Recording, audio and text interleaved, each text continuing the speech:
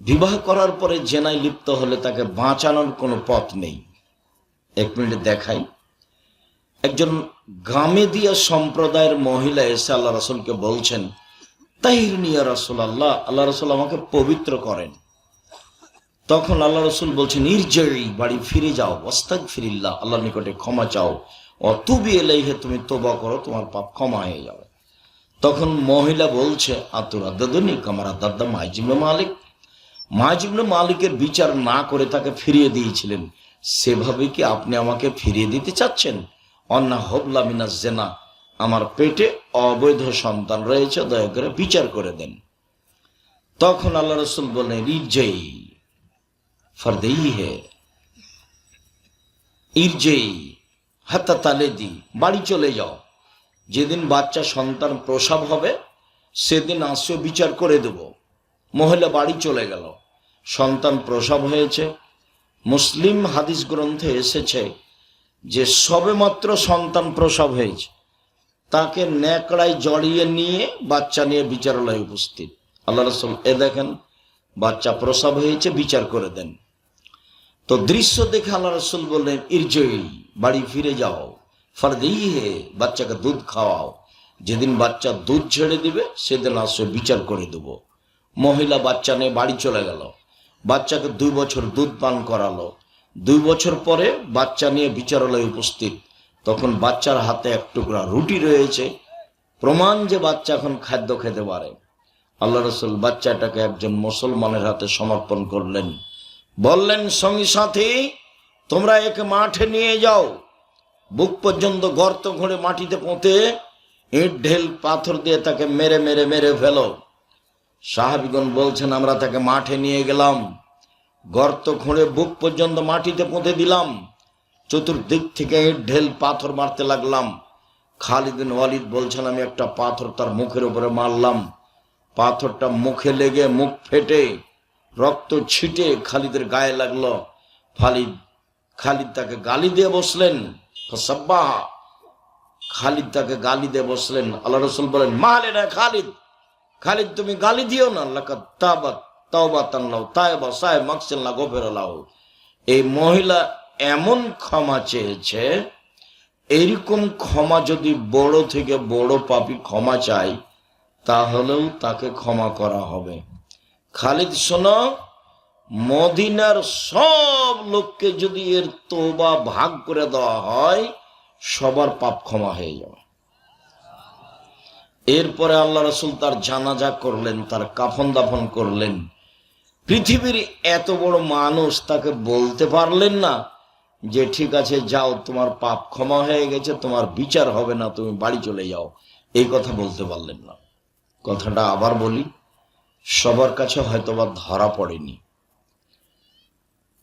রাসূল সাল্লাল্লাহু আলাইহি সাল্লাম তার ব্যাপারে বললেন যে এ অনেক বড় তওবা করেছে, মানে এর পাপ তো ক্ষমা হয়েছে, এর তওবা যদি মদিনার লোককে ভাগ করে দেওয়া হয় হাজারো মানুষের মাঝে, সবার পাপ কি হয়ে যাবে?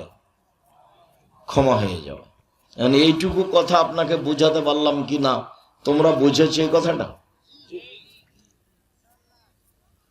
তো রাসূল সাল্লাল্লাহু আলাইহি সাল্লাম তার জানাজা করলেন, মানে পাপ নেই, কাফন দাফন করলেন।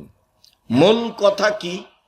মূল কথা হলো যে তার পাপ ক্ষমা হয়ে গেছে, আল্লাহ রাসূল জানলেন, কিন্তু বলতে পারলেন না যে যাও, তোমার বিচার হবে না, বাড়ি চলে যাও। তার মানে মুহাম্মদ সাল্লাল্লাহু আলাইহি সাল্লাম নিজের শরীয়তের কাছে নিজেই জিম্মি। বিবাহ করার পরে জেনায় লিপ্ত হলে তাকে বাঁচানোর পৃথিবীতে কোনো পথ নেই। এটা হলো মূল কথা। আর যে আলোচনা করছি সেটাই ফিরে যাই।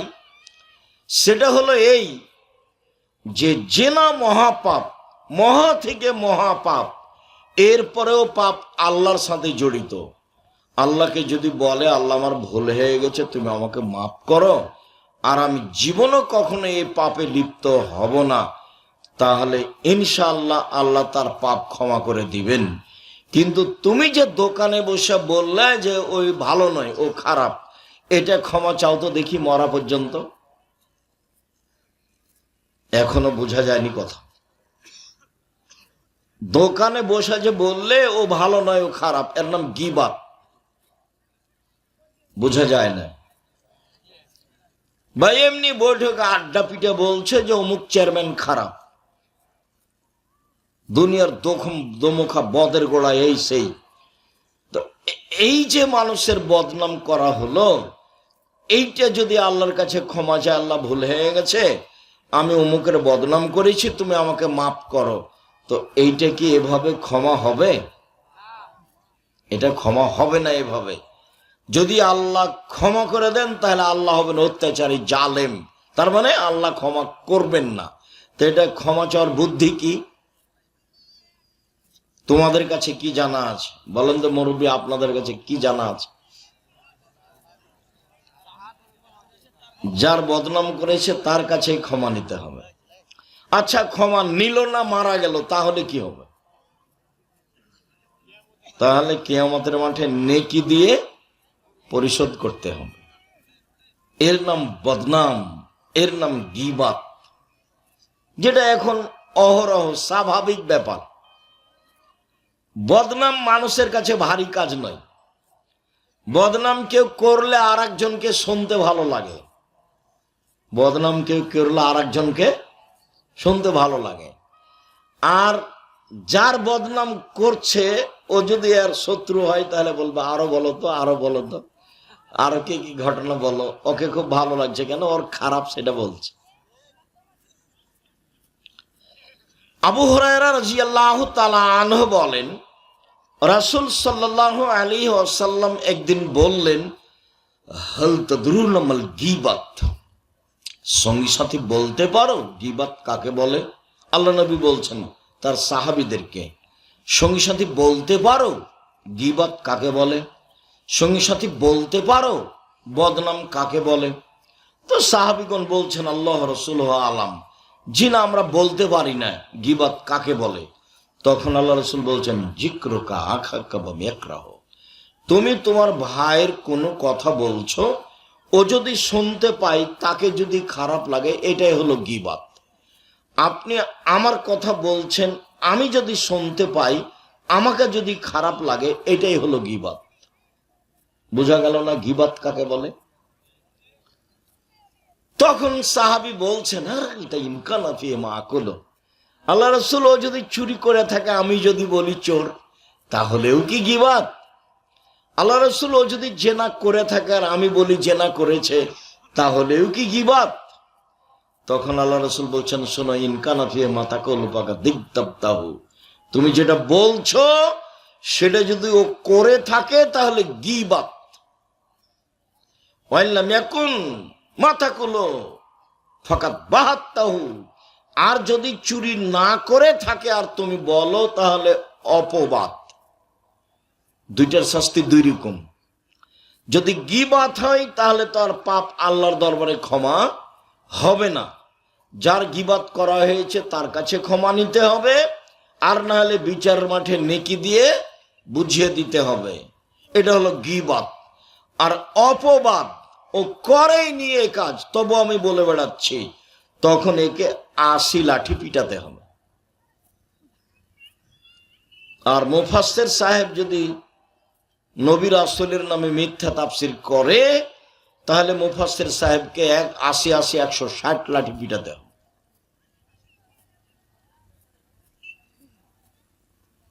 আবার বুঝি, হাদিস বুখারী মুসলিম। এই চলে, কথা বলছো কেন? আপনারা জায়গা নাই নাকি? দাঁড়িয়ে আছেন কেন? দাঁড়িয়ে থাকা কি অভ্যাস? জায়গা করেনি? ঠিকই বলছো নাকি? জায়গা একটু কমই মনে হচ্ছে, মানে ঠিকই আছে, মানুষজন আসবে কি আসবে না। আমিও ভাবছি ওরকমই, কেন যে যাব, কোথায় যে যাব, কি বা হবে। খায়ের, জাযাকুমুল্লাহ খায়ের। যখন এসেছি, তোমরা যখন কিছু মানুষ এসেছ, কিছু ভাইজান আপনারা এসেছেন, মুরব্বী মানুষ, কিছুক্ষণ আমি কথা বলি, আপনারা দয়া করে বসেন, কষ্ট হলেও বসেন। আল্লাহর নবী কথা বললে বসতে বলতেন সাহাবীদেরকে। আল্লাহর নবী কথা বললে সাহাবীদেরকে কি করতে বলতেন? বসতে বলতেন। বসে থাকলে আল্লাহ রসুল কথা বলতেন, তখন একটা পরিবেশ থাকে কথা শোনার। তো কথাটা আবার বুঝি, যদি ও অন্যায় করে আর আমি বলি তাহলে গীবাত, আর যদি অন্যায় না করে আর আমি বলি তাহলে অপবাদ। গীবাতের শাস্তি যার করেছে তাকে, তার কাছে ক্ষমা, আর না হলে বিচারের মাঠে নেকি দিয়ে দিতে হবে। আর অপবাদের শাস্তি, যে অপবাদ লাগাচ্ছে তাকে কি করতে হবে? 80 লাঠি পিটাতে হবে। এটা আল্লাহর বিধান, 80 লাঠি পিটাতে হবে। যেই বদনাম মহিলারা বাড়িতে নির্দ্বিধায় করছে, বুবু শুনেছো, বুবু ওই এই করেছে সেই করেছে, ওর কথা শুনেছে। মহিলা মানুষ তো একে তো বুদ্ধি কম, আর থাকা খাওয়া চলাফেরা পশু প্রাণী গরু ছাগলের মতো। শিক্ষা অশিক্ষা কোনো কাজ করে না তাদের মাঝে। এটা যে বদনাম, এটা যে গীবাত, এটা যে মহাপাপ, এটা বুঝতেই চায় না। তাহাজ্জুদ পড়ে কি হবে? হজ করে কি হবে? যত সারা জীবন একবারে 80 বছর বয়স পর্যন্ত তাসবিহ তাহলিল জিকির আজকার 5 ওয়াক্ত সালাত, রমজান মাসের রোজা, সবকে এক পাল্লায় দেওয়া হলো, আর আপনি বললেন যে অমুক খারাপ, ওই পাপ এক পাল্লায় দেওয়া হলে এটা ভারী হবে। এর নাম বদনাম, এর নাম গীবাত। আর যখন দলাদলি আসে, দল সংগঠন নির্বাচন আসে, তখন একজন আর একজনকে একবারে ধুয়ে ছেড়ে দেয়, আর তোমরা হলো তার পিছনে দৌড়িয়ে বেড়াও। তোমাদেরকে আমি খুব ভালোভাবে চিনি, আমার এটা সারা বাংলাদেশ থেকে বুঝি। কি যে তোমরা বুঝাতে চাও, কেন মানুষের পিছে পিছে দৌড়াও? কি দেয় তোমাকে? সিগারেট দেয়, আচ্ছা তুমি চুপ, সব অন্যান্য তাল মারে দেয়, তো ওই জন্য ওইভাবে চিল্লাচ্ছে। তোমরাও আমার সাড়া দিও না, নাহলে কথার পরিবেশ থাকবে না। তোমরা চুপ থাকো, এই ছেলেগুলোকে চুপ রাখার চেষ্টা করিও। মনে রেখো, আর একজনের তালে পড়ে নিজেকে ধ্বংস করো না।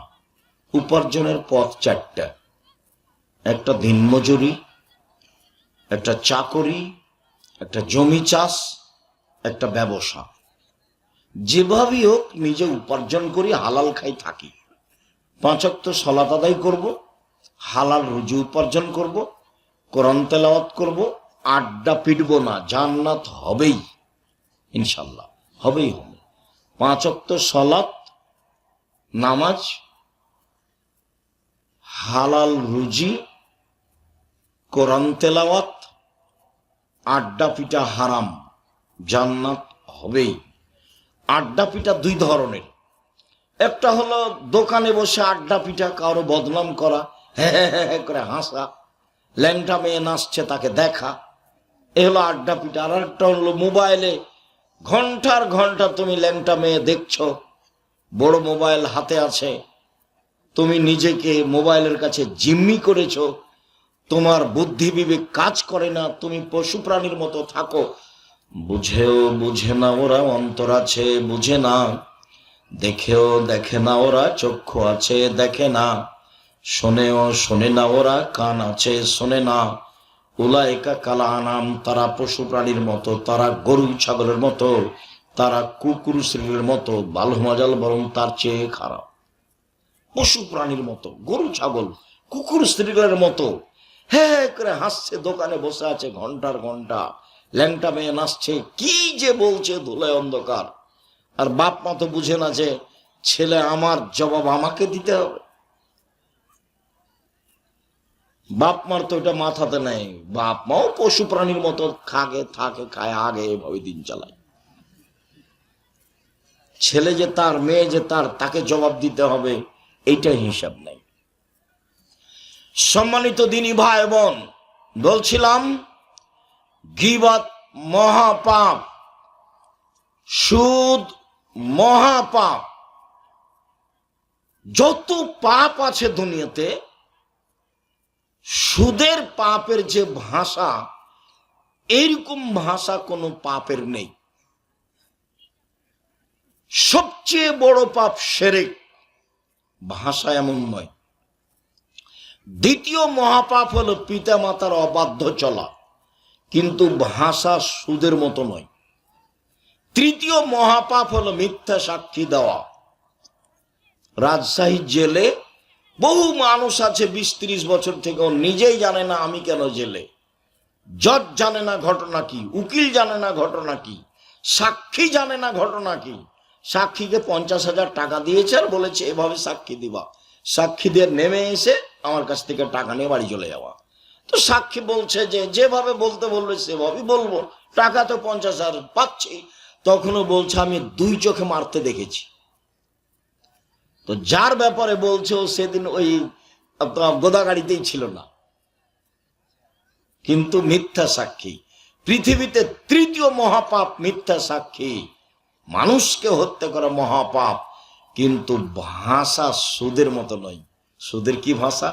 আল্লাহ রাসূল বলছেন মায়াকুল দিরহাম রিবাহ ইয়ালাম আসাদ্দু মিন সিত্তাতি ওয়া সালাসিনা জিনিয়া। কেউ যদি জেনে শুনে 1 টাকা সুদ খায়, 36 বার জেনা করে যত পাপ হবে, 1 টাকা সুদ খেলে তার চেয়ে বেশি পাপ হবে। এরকম ভাষা পৃথিবীর কোনো পাপের সাথে নেই। রাসূল সাল্লাল্লাহু আলাইহি ওয়াসাল্লাম বলছেন রিবা সাবুনা জুজান আইসার আইন রাজুল উম্মাহু। সুদের পাপের 70টি ভাগ রয়েছে, ছোট থেকে বড়, বড় থেকে ছোট। সুদের পাপের 70টি ভাগ রয়েছে, ছোট থেকে বড়, বড় থেকে ছোট। সবচেয়ে ছোট পাপ হলো মার সাথে জেনা করলে যেমন পাপ হয়, সুদ। এর নাম সুদ। ব্যাংক থেকে টাকা উঠিয়েছেন ব্যবসা করার জন্য, কিস্তি তুলেছে তোমার বউ, কিস্তি তুলেছে তোমার মা। তোমার মা হস্তিনী, ওকে মা বলিও না, ওকে খালা বলে ডাকো।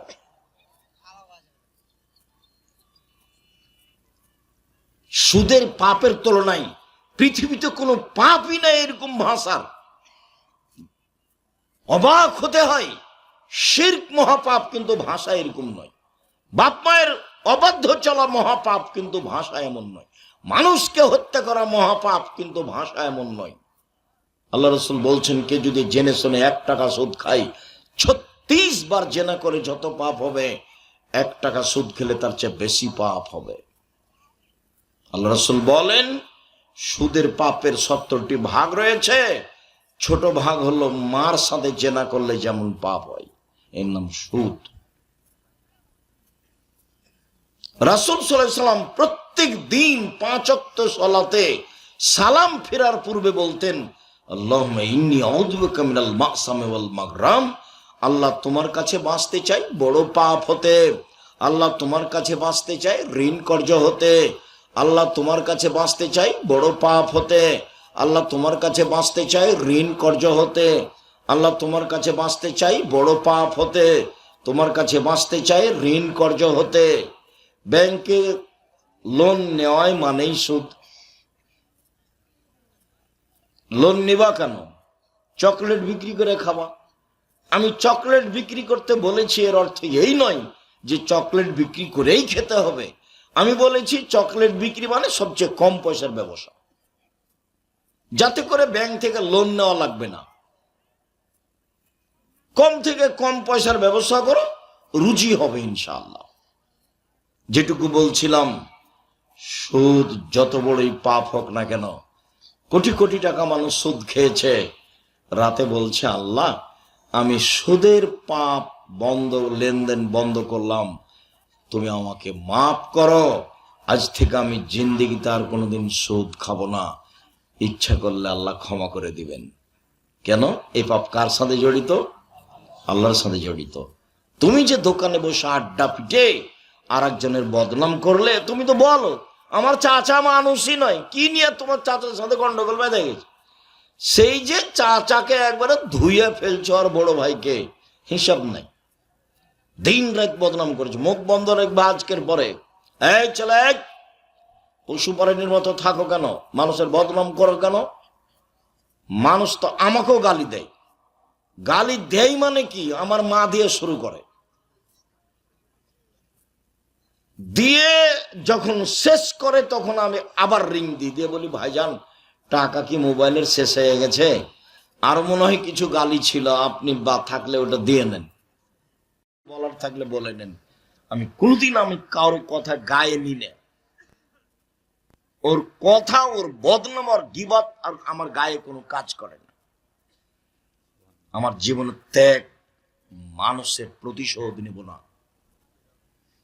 আমাকে বলছে আব্দুল হাফিজ চেয়ারম্যান দেবীনগরের, ও আমার ক্লাসমেট, শেষে বেঞ্চে বসত। তো বলছে আপনি আব্দুল রাজাক একটা কথা, কি বল? তো বলছে যে তোদের যে গ্রামের রাস্তা নিয়ে একটু ঝামেলা।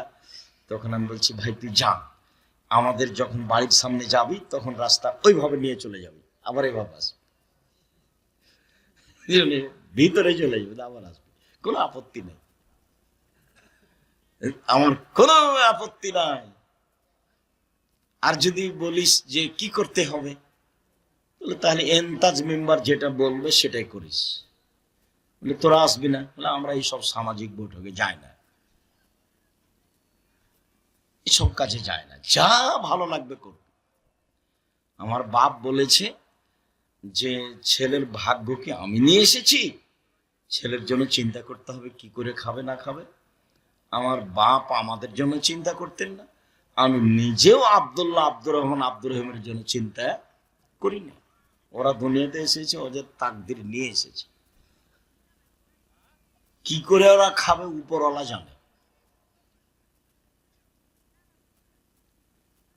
প্রতিশোধ নিব না, আর কারোর পিছে পড়বো না, বদনাম করব না, যে কোনো মূল্যে যা হবে হবে। বদনামে রাজি নই, মুখ খুলতে রাজি নই। শুনুন, বদনাম, গীবাত মানুষের সাথে জড়িত পাপ। মহান আল্লাহ বলেন ওয়াইলুল্লি কুল্লি হুমাজাতিল লুমাজা, সামনে নিন্দা করে যে, পিছনে নিন্দা করে যে, সে জাহান্নামে চলে গেছে। অয়েল নামক জাহান্নাম তার জন্য রয়েছে, সে ধ্বংস সুনিশ্চিত, সে জাহান্নামে যাবে। জুবাইর ইবনে মুতঈম রাদিয়াল্লাহু তাআলা আনহু বলেন রাসূল সাল্লাল্লাহু আলাইহি সাল্লাম বলেছেন লা ইয়াদখুলুল জান্নাতা কাত্তাত ওয়া ফিরাতিন দাম্মাম, চগলখড়ি করে যে, এখানের কথা ওখানে লাগাই যে, ওখানের কথা এখানে লাগাই যে, বদনাম করে যে, গীবাত করে যে, চগলখড়ি করে যে, সে জান্নাতে যাবে না, সে জান্নাতে যাবে না। বদনাম গীবাত করে জান্নাত পাওয়া যায় না। উপস্থিত বৈঠকের মুসলিম বোন, কথা শোনেন। মহিলা মানুষ দিন রাত তো বলে বেড়ান, বুবু শুনেছ, বুবু অমুক কি করেছে, বুবু ওর ঘটনা শুনেছ, ওর বেটির কথা শুনেছ। শুনেছ না শুনেছ তোমাকে এখানে এসে বলতে হবে কেন? মহিলা মানুষ, শরম হয় আপনার? শরম হয় না? হায়া হয় না? লজ্জা হয় না? খারাপ লাগে না? ইতস্তবোধ লাগে না? সারাদিন হ্যাঁ হ্যাঁ করে এই বাড়ি থেকে ওই বাড়ি ঘুরে বেড়াও,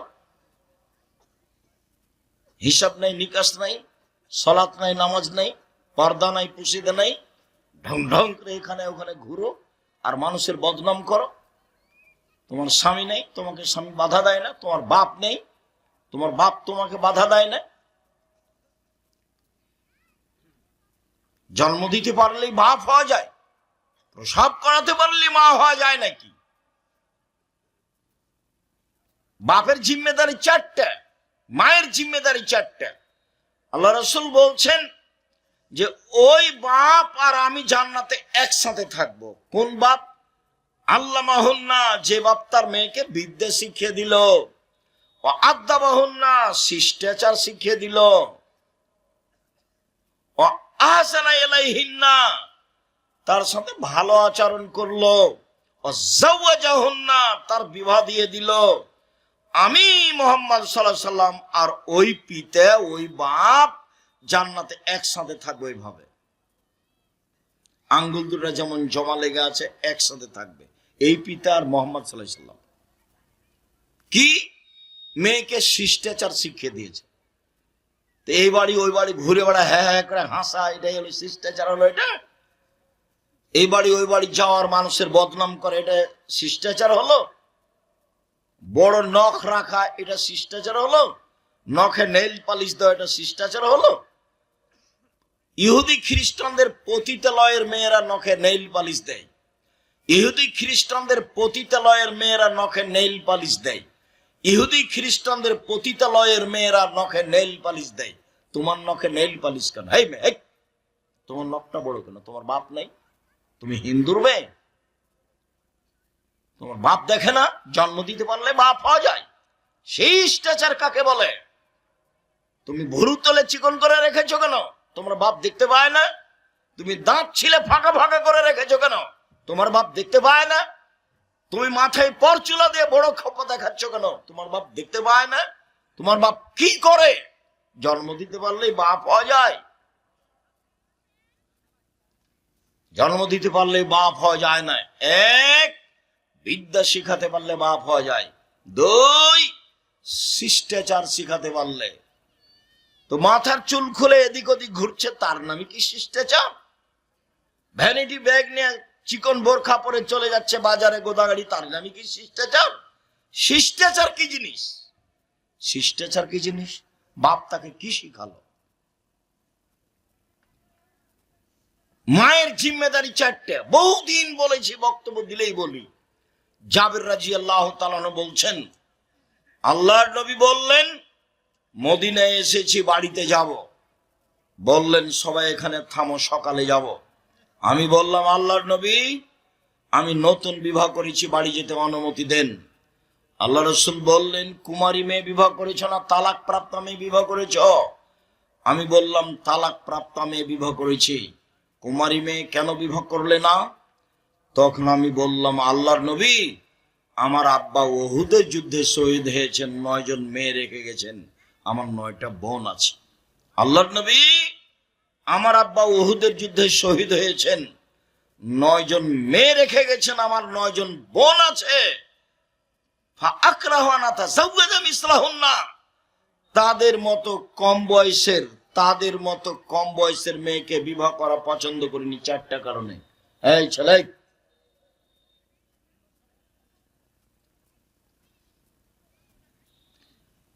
আমার বোনদের মতো কম বয়সের মেয়ে বিবাহ করতে চাইনি আমি 4টা কারণে।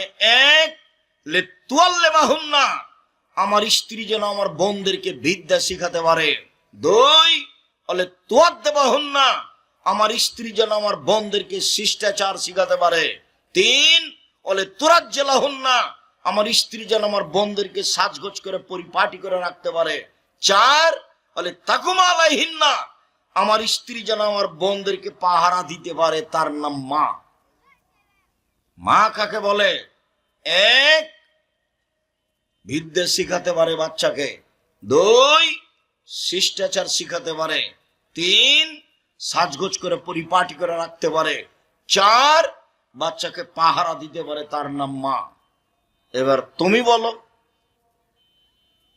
প্রায় ছেলেগুলোর প্যান্টটা টাকনোর নিচে আছে, ওটা ওর মা?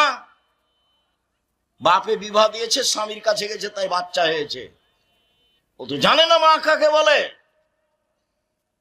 ও তো দরজাটা বন্ধ করতে জানে না। এই ছেলে, তোমার মা দরজা বন্ধ করতে জানে না, তোমার মা জানালা বন্ধ করতে জানে না, তোমার মা ভাতের পাতিল থেকে ভাত বের করতে জানে না, তোমার মা গামলা থেকে ভাত উঠে দিতে জানে না। শুনুন, এর নাম ইসলাম, মানে মেনে নেওয়া। যে মেনে নেয় তার নাম মুসলিম। একটা কাজ ব্যক্তিগতভাবে চলে না, সব নিয়ম দিয়ে চলে। যে ধর্মে 1 গিলাস পানি পান করতে 5টা বিধান লাগে, সেই ধর্ম কি পীর দিয়ে চলে? সেই ধর্ম কি বড় হুজুর দিয়ে চলে? সেই ধর্ম একজন মানুষ দিয়ে চলে, যার নাম মুহাম্মদ সাল্লাল্লাহু আলাইহি সাল্লাম। শুইলে ডান কাতে শুইতে হয়, এর নাম রাসূলের নীতি। দোয়া পড়ে শুইতে হয়, এর নাম রাসূলের নীতি। ঘুমের ঘোরে স্বপ্ন দেখে যদি খারাপ লাগে, তাহলে সাইড পরিবর্তন করতে হয়, বাম দিকে 3 বার থুতু ফেলতে হয়, নাউজুবিল্লাহ বলতে হয়, অজু করে 2 রাকাত সালাত আদায় করতে হয়। খারাপ লাগলে কাউকে বলতে হবে না, তাহলে এমনিতে মিটে যাবে। আর স্বপ্ন যদি খুব ভালো লাগে তাহলে কারোর সামনে বলা যায় এর নাম ইসলাম। নিয়ম নীতি নাম ইসলাম। সম্মানিত দিনী ভাই বোন, বলছিলাম বদনাম গীবাত মহাপাপ।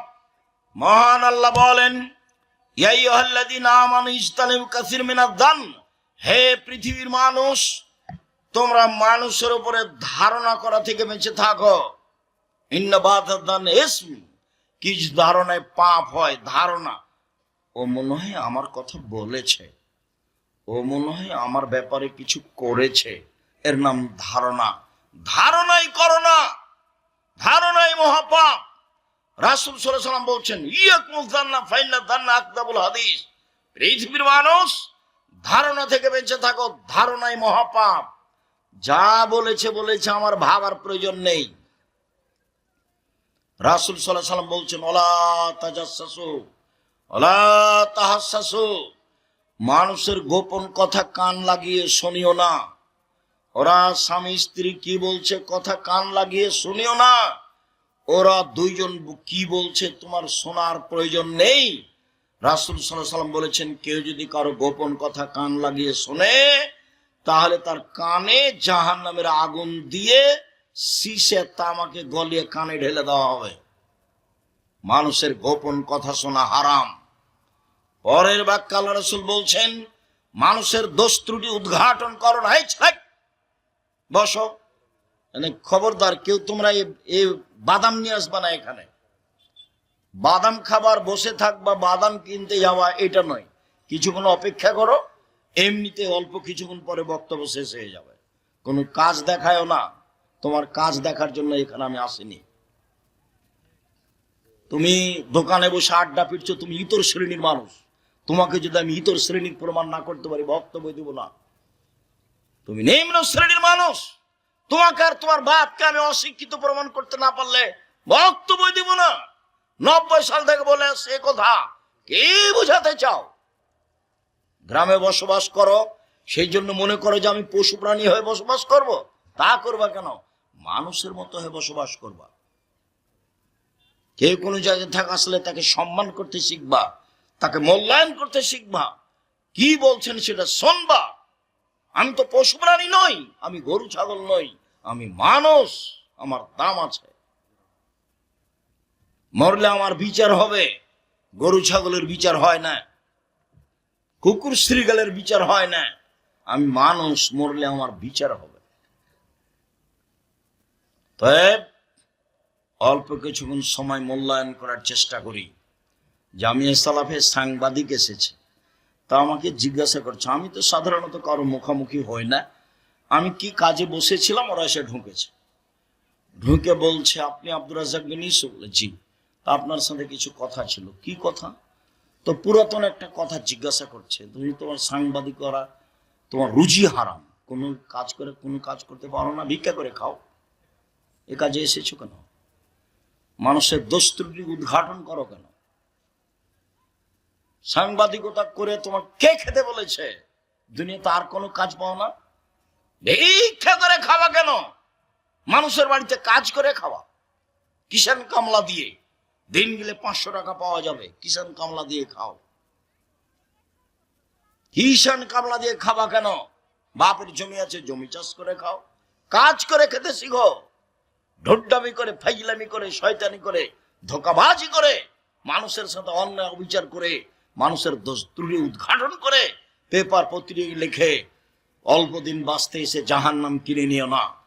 আল্লাহ তাআলা বলছেন, রাসূল সাল্লাল্লাহু আলাইহি ওয়াসাল্লাম বলছেন, তোমরা মানুষের দোষ ত্রুটি উদ্ঘাটন করো না। আমি সবাইকে বুঝাতে পারবো কিনা একটু দেখি মধ্যখানে কথা। রাসূল সাল্লাল্লাহু আলাইহি সাল্লাম বলছেন যে কেউ যদি মানুষের দোষ ত্রুটি ঢেকে রাখে, আল্লাহ বিচারের মাঠে তার দোষ ত্রুটি ঢেকে রাখবেন। এই কথাটার ভিত্তিতে আর একটা বুখারী মুসলিমের হাদিস আপনাকে বলি, দেখি আপনি বুঝতে পারেন কিনা। বিচারের মাঠে আল্লাহ একটা লোককে এভাবে আড় করে নেবেন, তার বাহু দিয়ে আড় করে নিয়ে তার পাপগুলোকে নেকি আমলনামা দেখাবেন। বলবেন, দেখো তো এগুলো কি তোমার আমল, পাপ নাকি? বলে, জি হ্যাঁ আমারই। তো তুমি কি মনে করছো যে আমার ফেরেশতারা অন্যায় লিখেছে? না, এগুলো অন্যায় লিখেনি। ঠিক আছে, তুমি কি আমাকে কিছু বলতে চাও? আল্লাহ বলছেন ওকে, তুমি কি আমাকে কিছু বলতে চাও? জি না, আমি কিছু বলতে চাই না। তখন আল্লাহ বলবেন, শোনো, তুমি মানুষ হয়ে মানুষের দোষ ত্রুটি ঢেকে রাখতে, আমি আল্লাহ হয়ে তোমার দোষ ত্রুটি ঢেকে রাখতে পারি না। যাও, তোমার বিচার হবে না, মাফ করে দিলাম। তা আপনি যে সাংবাদিক, মানুষের দিন রাত দোষ ত্রুটি লিখেন আর পেপারে দেন, তো এটা কি? তা আপনাকে যে আমি বলেছি ভিক্ষা করে খেতে, ভিক্ষা করে খাবেন কেন? ওটা তো আমার একটা কথার গতি, কাজ করে খাবেন। আর ভিক্ষা করা একটা উপার্জনের শেষ পথ, ভিক্ষা করা একটা উপার্জনের শেষ পথ। সব সময় বলি, 1 দিনমজুরি, 2 চাকরি, 3 জমি চাষ, 4 ব্যবসা, ছোট হোক আর বড় হোক। এ হলো 4টে উপার্জনের পথ। যেটা সহজ হবে পৃথিবীতে সেটাই বাছাই করতে হবে। তবে ব্যবসা সবচেয়ে উত্তম পথ। সত্যবাদী বিশ্বস্ত ব্যবসায়ীরা বিচার মাঠে নবীদের সাথে জান্নাতে থাকবেন। ব্যবসা ছোট হোক, কলার ব্যবসা হোক, তাতে কি আছে? রাস্তায় জুতা স্যান্ডেলের ব্যবসা হোক, তাতে আসা যায় না। সত্যবাদী বিশ্বস্ত ব্যবসায়ীরা নবীদের সাথে জান্নাতে থাকবেন।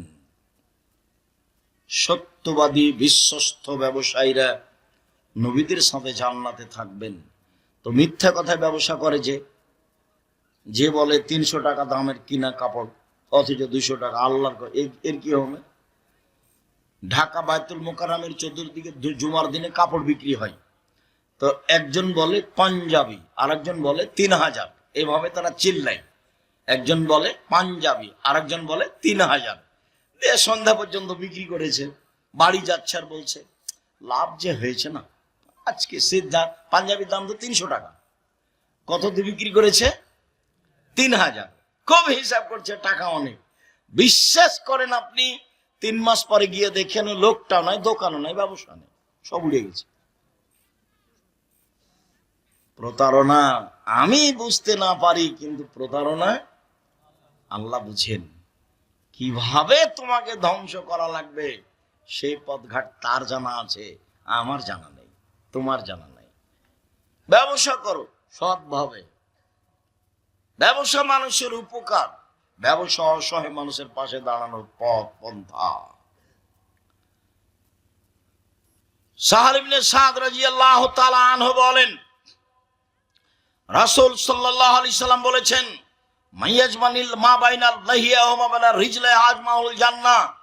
পৃথিবীর মানুষ শুনে রেখো, তোমরা যদি 2টা জিনিসের জিম্মেদারি নিতে পারো, আমি মুহাম্মদ সাল্লাল্লাহু আলাইহি সাল্লাম তোমাকে জান্নাতে নিয়ে যাওয়ার জিম্মেদারি নিলাম।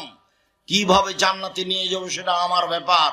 1, মুখে কারো বদনাম করো না, জান্নাতে আমি নিয়ে যাব। 1, মুখে কারো গীবাত করো না, জান্নাতে আমি নিয়ে যাব। 2, জেনায় লিপ্ত হয়ো না, জান্নাতে আমি নিয়ে যাব। রাসূল সাল্লাল্লাহু আলাইহি সাল্লাম বললেন, ওইসব মহিলাদের জন্য জান্নাতের সব দরজা খোলা। 1, 5 ওয়াক্ত সালাত আদায় করে যে। 2, রমজান মাসে রোজা সিয়াম থাকে যে। 3, স্বামীকে মেনে চলে যে। 4, জেনায় লিপ্ত হয় না যে। এইসব মহিলাদের জন্য জান্নাতের সব দরজা খোলা, যে কোনো দরজা দিয়ে ঢুকতে পারবে। 1, 5 ওয়াক্ত নামাজ পড়ে। 2, রমজান মাসে রোজা থাকে। 3, স্বামীকে মেনে চলে, তিতা লাগলেও মিঠা লাগলেও। আব্দুর রাজ্জাক সাহেব, আপনি তো জানেন না আমার স্বামীর খবর। আমার স্বামীর মুখখান এত খারাপ, ওর মুখের দিকে আমি তাকাতে পারি না। ও খালি দিয়ারের ভাষাতে গালি দেয়, অমুকের বাচ্চা অমুক। আমি 1 গ্লাস পানি নিয়েও তার সামনে যেতে লজ্জা পাই। গেল এইভাবে রেখে চলে যায়। কথা হয়তো বা ঠিক, তোমার মুখ হয়তো বা আসলেই খারাপ। শোনো, রাসূল সাল্লাল্লাহু আলাইহি সাল্লামকে জিজ্ঞাসা করা হলো, স্ত্রীরা আমাদের কাছে কি হক রাখে? ও যে মহিলা মানুষ আমার সংসারে এসেছে, আমরা তাদের সাথে কি আচরণ করতে পারি? তখন আল্লাহ রাসূল বলেন, এক, যে মানের খাচ্ছ সে মানের খাওয়ায়ও। দুই, যে মানের পড়ছো সে মানের পড়ায়ও। তিন, কটু কথা বলো না।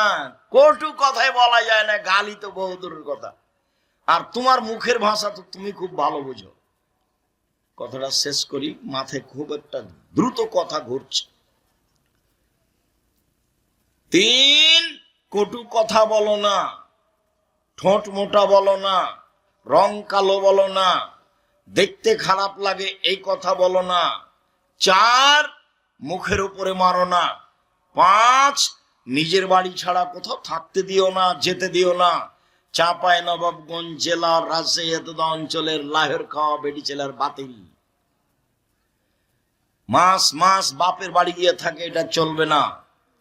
তোমাদের যেমন বলেছি, ডুলি বিবি প্রথা এমন ভাবে বাতিল করতে হবে, থুবড়া প্রথা এমন ভাবে বাতিল করতে হবে, 20 বছর পরে যদি এসব এলাকায় কোনো ছেলে বলে থুবড়া, তার 5 জন ছেলে বলবে থুবড়া কি গো, তাই কি জিনিস? তাই কি ডিকশনারিতে দেখতে হবে থুবড়া কি জিনিস? মানে এমন ভাবে ভুলে যেতে হবে, থুবড়ার মুখে পেশাব করে দিতে হবে। থুবড়া টোটালি হারাম, সম্পূর্ণরূপে হারাম। রাজশাহী চাঁপাইনবাবগঞ্জ জেলার বিবাহের শুরু থেকে নিয়ে শেষ পর্যন্ত একটা কাজও জায়েজ নয়, সবই হারাম। চাঁপাইনবাবগঞ্জ রাজশাহীর বিবাহের শুরু থেকে নিয়ে শেষ পর্যন্ত একটা কাজও জায়েজ নয়, সবই হারাম। যেভাবে মেয়ে দেখে সেটা হারাম, যেভাবে বায়না করে সেটা হারাম, যেভাবে থুবড়া করে সেটা হারাম, যেভাবে বিবাহ পড়ায় সেটা হারাম, যেভাবে ক্ষীরকাচি করে সেটা হারাম, যেভাবে ব্যবহার দেয় সেটা হারাম, যেভাবে আমাটা দেয় সেটা হারাম, যেভাবে বলে যে মেয়ের পক্ষ বাপের ছেলের পক্ষ থেকে এসেছে 4 জন, তো ছেলের পক্ষ থেকে যাবে 8 জন। পাগলামি করার জায়গা বলা, ধান্দাবাজি কোথাকার, শয়তানি, এগুলো সব নোংরামি। বিবাহের শুরু থেকে না শেষ পর্যন্ত একটা কাজও জায়েজ নয়, সবই হারাম। আমি চাঁপাইনবাবগঞ্জের মানুষ, সাহস করে কেউ দাঁড়াবে এরকম সাহস রাখে এরকম জানি না কেউ। আর আমি জেনে শুনে কথা বলি, আমার বুকে খুব সাহস। ক্ষমতা দেখানো নাই, দলিল। কথা বললে দলিল প্রমাণ দিতে হবে, নাহলে ঘুঘরা তুলে দেব। খুব ভালোভাবে মনে রাখতে হবে, মুখের উপরে সাহস করে কথা বলা খুবই কঠিন। ক্ষমতা দেখিয়ে মাঠ দখল করা ভিন্ন জিনিস, শরীয়তের কাছে টিকে থাকা খুব ভিন্ন জিনিস। সম্মানিত দিনী ভাই বোন, জাতির যদি রাস্তাঘাট করে দিতে না পারি, জাতির যদি স্কুল কলেজ করে দিতে না পারি, জাতিকে চূড়ান্ত সঠিক ধর্ম দিতে পারবো ইনশাআল্লাহ। ধর্মের ব্যাপারে জাতিকে ফাঁকি দিয়ে পরকাল হারাতে রাজি নই, এই জিম্মেদারি আমি নিইনি। শুনুন, যে ব্যক্তি মুখের জিম্মেদারি নিবে এবং লজ্জা স্থানের জিম্মেদারি নিবে, সে জান্নাতে যাবে। শুনুন, 5 ওয়াক্ত সালাত আদায় করলো মহিলা, রমজান মাসে সিয়াম থাকলো, স্বামীকে মেনে চললো, তিতা লাগলেও মিঠা লাগলেও জেনায় লিপ্ত হলো না, সে জান্নাতে যাবেই। তার জান্নাতের সব দরজা খোলা।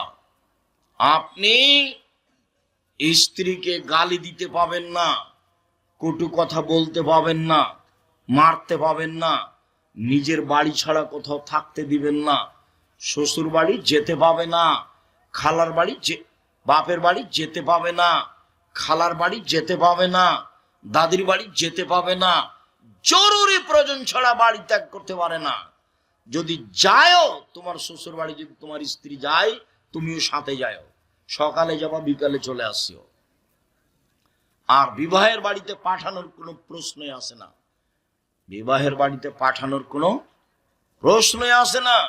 ওটা স্বপ্নেও ভাববা না যে আমার সেলিকার বিবাহ, তাই আমার স্ত্রীকে যেতে হবে, এটা স্বপ্ন ভাবিও না। যে আমার বড় সমুদ্রী বিভাতায় আমার স্ত্রীকে যেতে হবে, স্বপ্নেও ভাবিও না। প্রয়োজন হলে আমি যাব। বিবাহের দিন শ্বশুরকে রাগ দেখায়ও না, সব রাগ এখানে নিয়েছে। তখন শ্বশুর জামাইয়ের পা ধরছে, শোনো বাবা ভুল হয়েছে, মাফ। এই ঢং দেখায়ও না, এই ঢং বাতিল। শ্বশুরকে সম্মান করতে শিখো, শ্বশুরকে মূল্যায়ন করতে শিখো। শ্বশুর বাপের স্থানে অবস্থান করে। পৃথিবীর দ্বিতীয় মহাপাপ বাপ মায়ের অবাধ্য চলা। পৃথিবীর দ্বিতীয় মহাপাপ বাপ মায়ের অবাধ্য চলা।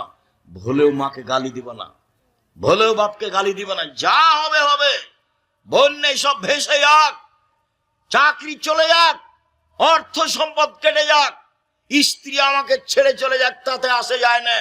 আমি মায়ের অবাধ্য চলতে রাজি নই, আমি বাপের অবাধ্য চলতে রাজি না। এইভাবে গড়ে উঠো। মাকে তুমি পরামর্শ দিতে পারো। শোনো, মা তোমাকে একদিন, যেদিন তুমি ছোট ছিলে, কোলে পেশাব করছিলা, বারবার পেশাব করছিলে, তখন তোমার মা একটু আদর করে এভাবে মারছিল, অত পেশাব করিস কেন রে, এটা মায়ের জন্য জায়েজ। এখন তোমার মা তোমার ঘরে তোমার বিছানায় পেশাব করে, তুমি একটু মজাক করে বলতে পারবা না যে এইভাবে পেশাব করলে কিভাবে দেখবো। পরিষ্কার করবা তুমি, কাপড় পরিষ্কার করবা তুমি, তোমার মাকে পেশাব করাবা তুমি, পানি খরচ করাবা তুমি, তোমার মাকে কাঁধে নিয়ে যাবা মেডিকেলে তুমি, সব কিছু তুমি করবে। এই জন্য প্রস্তুত থাকো। পায়খানা করাবা তুমি, পেশাব করাবা তুমি, গোসল দিয়ে তুমি, কাপড় পরাবা তুমি। তোমার বউ যদি করে আলহামদুলিল্লাহ, ভালো করুক, নাহলে সব তোমার জিম্মেদারি, তুমি এটা মনে রেখো। মাকে কাঁধে করে হাসপাতালে নিয়ে যাবা তুমি, বাড়িতে নিয়ে আসবা তুমি, তোমার জিম্মেদারি। একদিন তুমি ছিলে তোমার মায়ের কোলে, এখন তোমার মা তোমার কোলে। বুঝাতে পারিনি কথা? একদিন তুমি ছিলে তোমার মায়ের কোলে, এখন তোমার মা হলো তোমার কোলে। মানুষের বয়স বেশি হয়ে গেলে মানুষের হিসাব নিকাশ থাকে না। রাসূল সাল্লাল্লাহু আলাইহি সাল্লাম বলেন, জিজ্ঞাসা করা হলো বাঁচার পথ কি? তখন আল্লাহ রাসূল বললেন, শোনো, মুখ বন্ধ রেখো, বেঁচে যাবা, জান্নাতে চলে যাবা। 2, জরুরি প্রয়োজন ছাড়া বাড়ি ত্যাগ করো না। খাওয়ার পরে হাত ভালো করে মুছেই নি কাপড়ে দোকানের দিকে হাঁটছে, বসে গল্প করবে, সেই জন্য শরম পাও না? এই ছেলে, এই দোকানে যাওয়ার পদ্ধতি, ঢং, গতি, দোকানের সামনে যাওয়া, আসসালামু আলাইকুম, আহমদ লবণ আছে? হ্যাঁ আছে। 1 কেজি লবণ দিত ভাই। কাঁচামরিচ আছে? আছে। 200 কাঁচামরিচ দে। টাকা দিয়ে আসসালামু আলাইকুম। এই পর্যন্ত দোকানের সামনে থাকা যাবে, এর চেয়ে বেশি থাকা যাবে না। তুমি ঘন্টার ঘন্টা আড্ডা পিটো কেন? রাত 12টা পর্যন্ত ওখানে বসে থাকো কেন? কে বলেছে তোমার ওখানে চা খেতে হবে? আমি আমার জীবনে কোনোদিন চায়ের স্টলে বসিনি, বেঁচে নাই। আমি নিজের কথা বলছি। আমার মা বলতো, দোকানে বসিও না, প্রাইভেট পড়ায়ও না, কারোর সাথে বন্ধুতালি করো না, মানুষের দাওয়াত খায়ও না। 4টা কথা আমার মাঝে কি বুঝতেন? 1, দোকানে বসিও না। 2, প্রাইভেট পড়ায়ও না। 3, মানুষের সাথে বন্ধুতালি করো না। 4, মানুষের দাওয়াত খায়ও না। আমি যখন বের হতাম তখন আমার মা এভাবে আমাকে বলতেন। একটা রহস্য বলতেন, কারোর সাথে বন্ধুতালি করলে, বন্ধুতালি যখন কেটে যাবে তখন পেটে ছুরি দিয়ে চলে যাবে। যেখানে বন্ধুতালি শুরু হয় সেটা আবার কি হয়ে যায়, একদিন শেষ হয়ে যায়। শেষটা তার ভালো থাকে না, তখন খুব খারাপ থাকে। এই জন্য বন্ধুতালি নাই। নিজে উপার্জন করি, মানুষের বাড়িতে কাজ করি, খাই, সন্ধ্যা হয়েছে, সময় শেষ। 5 ওয়াক্ত সালাত, হালাল রুজি, কোরআন তেলাওয়াত, আড্ডা পিটা নিষেধ, জান্নাত হবেই ইনশাআল্লাহ। রাসূল সাল্লাল্লাহু আলাইহি ওয়াসাল্লাম বললেন, পাপের জন্য কাঁদো, জান্নাত হবে। রাসূল সাল্লাল্লাহু আলাইহি ওয়াসাল্লামের জিজ্ঞাসা করা হলো, সুইলা আন আকসারা ইদখালান নাসান নারা। আল্লাহ রাসূল বলেন তো মানুষকে বেশি বেশি জাহান্নামে দেয় কি? আল্লাহ রাসূল বলেন তো মানুষকে বেশি বেশি জাহান্নামে দেয় কি? তখন আল্লাহ রাসূল বললেন, আল ফারজ আল ফাম, মুখ আর লজ্জা স্থান, মুখ আর লজ্জা স্থান। বলো তো ছেলে, মানুষের জাহান্নামে যাওয়ার সবচেয়ে বড় পথ কি? মুখ, লজ্জা স্থান। তুমি যে দোকানে বসে মানুষের বদনাম করছো, জাহান্নামে চলেই গেছো, খালি মরতে বাকি আছে, মরলেই জাহান্নাম। এই ছেলে, ওই ছোট বাচ্চাগুলি, ওরা তো আর কথা বুঝে না, ওরা এসব কথা তার তো আর মূল্যায়ন করতে পারবে না। আর এখানে তো লিল্লাহে তাকবীর ওরকম নেই, আর কণ্ঠস্বরে তো বক্তব্য নেই। প্রথমে অনেক দিন আগে খুলনা গেছি, খুলনা তো ঘন্টাখানে বক্তব্যের পরে কিছু কিছু মহিলা বলছে চলো যাই, বাড়ি চলে যাই। আজ মনে হয় বক্তব্য দিবে না, শুধু কথা বলছে যে বক্তব্য মানে কণ্ঠস্বর, বক্তব্য মানে কণ্ঠস্বর, তাহলে বুঝবে যে কি হচ্ছে, বক্তব্য হচ্ছে। তো বক্তব্য দিবে না মনে হয় আজকে, খালি কথা বলছে, তো চলো যাই। এইসব বাচ্চা তো কণ্ঠস্বর হলে থাকতো, এটা তো আর ধরতে পারে না। কণ্ঠস্বরে বক্তব্য জায়েজ নয়, কণ্ঠস্বরে বক্তব্য জায়েজ নয়। আল্লাহ রাসূল কথা বলতেন তখন দুই চোখ লাল হয়ে যেত, কণ্ঠ উঁচু হয়ে যেত,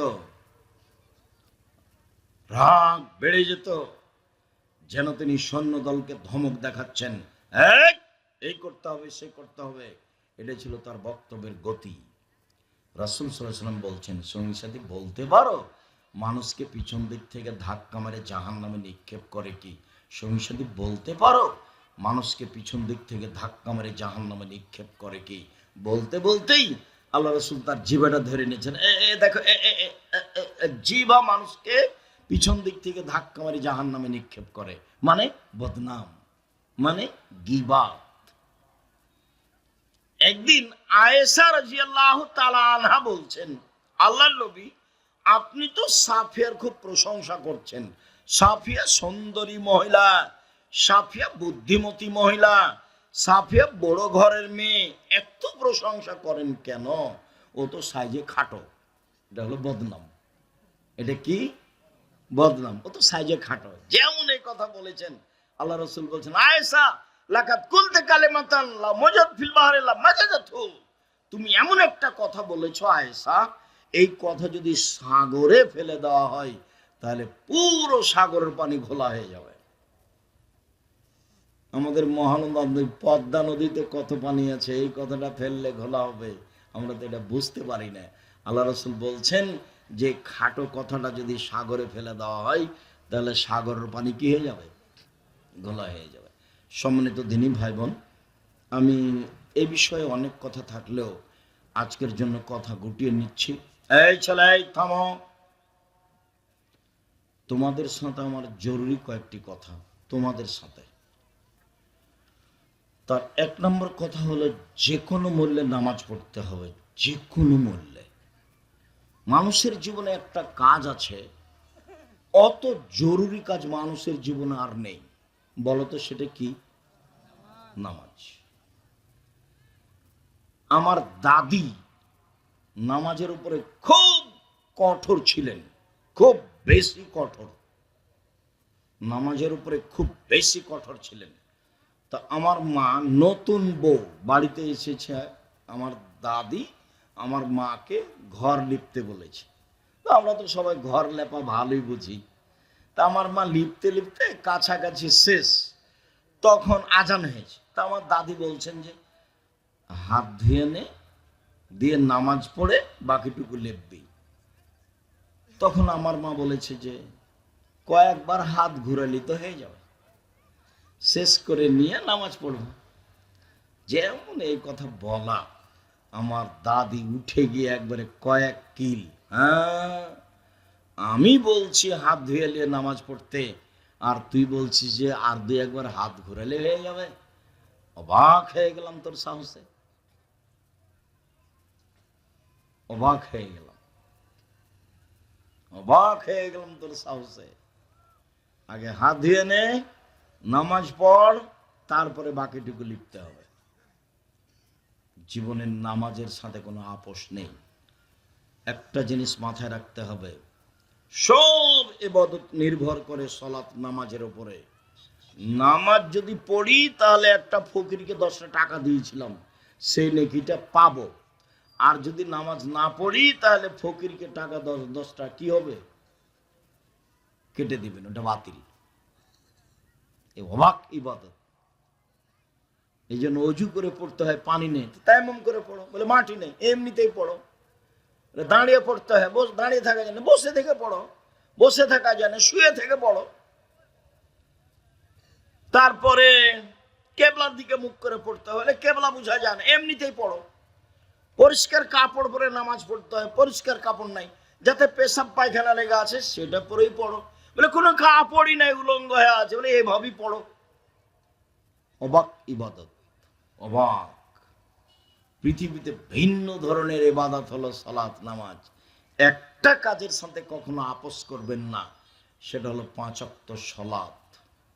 উপস্থিত দিনী বৈঠকের মুসলিম বোন শোনেন, এই মেয়ে শোনো, তোমাকে বলছি, কথা বলছো কেন? মহিলা মানুষ 5 ওয়াক্ত সালাত আদায় করবা। জিন্দেগি আর কোনোদিন এই ফ্যাশন বোরকা পরবা না, ভ্যানিটি ব্যাগ ঘাড়ে করে বাজারে যাবা না, ঢং দেখিয়ে হাঁটবা না, হ্যাঁ করে হাসতে হাসতে এই বাড়ি ও বাড়ি যাবা না।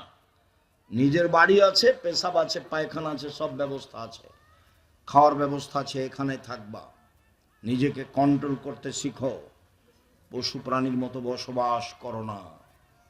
2 হালাল রুজি যে কোনো মূল্যে। 3 কোরআন তেলাওয়াত যে কোনো মূল্যে, অন্তত সূরা ইখলাস। সূরা ইখলাস বুঝি না, কুল হুয়াল্লাহু আহাদ, অন্তত কয়বার? 3 বার। 4 আড্ডা পিটা হারাম। আড্ডা পিটা কিভাবে? দোকানে বসে আড্ডা পিটা গল্প করা। যতজন আছো এখানে, কণ্ঠ যতদূর যাচ্ছে, অনলাইনে যারা আছো, যারা সময় জানতে পারবা, আজ থেকে নিয়ে তোমাদের দোকানে বসে থাকা চিরদিনের জন্য হারাম। মনে করবা এই কাজই হারাম, এটা নোংরামি, এটা ইতর শ্রেণীর মানুষের কাজ, এটা 3rd পার্সন মানুষের কাজ। দোকানে আসতে হবে কিভাবে, যেতে হবে কিভাবে বলে দিয়েছি। আসসালামু আলাইকুম, আহমদ, লবণ আছে? হ্যাঁ আছে। মরিচ আছে? আছে। দাও তো 1 কেজি লবণ দাও, 200 মরিচ দাও। টাকা দেওয়া হয়েছে, আসসালামু আলাইকুম, এই পর্যন্ত। দোকানের সামনে দাঁড়াতে হবে কতক্ষণ? এইটুকু সময়। বসে আছো কেন দোকানের সামনে? আবার ল্যাংটা মেয়ে নাচে, প্রায় দোকানে তো টিভি আছে। দোকানদার মনে করেছে যে টিভি থাকলে সবাই এসে বসে আড্ডা পিটবে, কিছু বিক্রি হবে। তো যেদিন থেকে টিভি তুলেছে দোকানে, সেদিন থেকে সব উপার্জন হারাম। ওই উপার্জন দিয়ে চাউল কিনে ভাত খেয়ে ইবাদত কবুল হবে না। যেদিন থেকে টিভি তুলেছে দোকানে, মানুষ দেখবে, সেদিন থেকে যা উপার্জন হয়েছে সবই হারাম। ওই টাকা দিয়ে চাউল কিনে ভাত খেয়ে ইবাদত কবুল হবে না। শ্বশুরের কাছে টাকা নিয়ে ওই টাকা দিয়ে চাউল কিনে ভাত খেয়ে ইবাদত কবুল হবে না, যার নাম যৌতুক। উপার্জনের পথ 4টা, সবচেয়ে সহজ পথ দিনমজুরি, চাকরি, জমি চাষ, বাস খাওয়ার পথ। মনে রাখতে হবে, জাযাকুমুল্লাহ খায়র। বদনাম গীবত থেকে বেঁচে থাকতে হবে। স্ত্রীর সাথে ভালো আচরণ করতে হবে। স্ত্রীকে গালি দেওয়া হবে না, মারা হবে না। চাঁপাইনবাবগঞ্জের কথাটা আবার মনে পড়েছে। ওইদিকে মহিলাটা ভোর রাত্রে উঠেছে, ঢেঁকিতে ধান ভাঙে বা জাঁতাতে আটা পিষে নিয়ে আসে, গরু বাহিরে করে, ঘরটা পরিষ্কার করে, গোহাল ঘরটা, আবার রুটি বানায়, রুটি আবার দিয়ে পাঠায়। এখান থেকে উঠে আবার ওই নোন্দা বাহিরে, গোবর বাহিরে ফেলেছে, তাকে নোন্দা তৈরি করে। এসে দেখছে ওর স্বামীটা গরুর নাইন্দে পানি দেয়নি। তখন যে মুখের ভাষা, অমুকের বেটি অমুক, দিয়ে তাকে মারতে যাচ্ছে। তো এত কাজ যে করলো সকাল থেকে, তো একটুকি বললো তুমি অনেক কিছু করেছো, জাযাকাল্লাহ খায়র। শুকরিয়া আদায় করতে হবে স্বামীকে। আমার জীবনে আমি কোনোদিন দেখিনি। তুমি যে গ্রামে বড় হয়েছো, ওই গ্রামে, পাশের গ্রামে আমিও বড় হয়েছি। কাজে আমার খুব ভালোভাবে দেখা আছে, এসব দেশের পুরুষেরা স্ত্রীদের শুকরিয়া আদায় করে না, মূল্যায়ন করে না। একটু 19-20 হলে গালি দেয়, যা আদৌ ঠিক নয়। গালি দেওয়া থেকে বিরত থাকতে হবে, ছেলে মেয়েকে কন্ট্রোলে রাখার চেষ্টা করতে হবে। যাওয়ার পূর্বে আব্দুল্লাহর বই আছে কি না? যেসব কথা বলি সব উপদেশ বই আছে। তোমাদের বাড়িতে, আপনার বাড়িতে এইসব বই থাকবে, এটা আমার ঐকান্তিক কামনা। নামাজের উপরে বই আছে একবারে হাতে নাতে, কলমে খাতায় কিভাবে নামাজ পড়তে হবে তা আমি বাস্তব দেখানোর চেষ্টা করেছি। তো অবশ্যই উপদেশ বই এবং সলাৎ নামাজ